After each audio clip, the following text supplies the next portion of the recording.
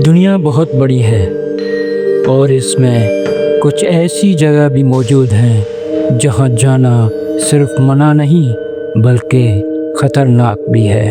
आज हम आपको दुनिया के उन खुफिया ख़तरनाक मकामात के बारे में बताएंगे जिनके राज आज तक दुनिया से छुपे हुए हैं। एरिया 51 ये जगह अमेरिका के सहरा में वाक़ है और दुनिया की सबसे ज़्यादा खुफिया मिलिट्री बेस में शुमार होती है। कहा जाता है कि यहाँ पर खुफिया एक्सपेरिमेंट किए जाते हैं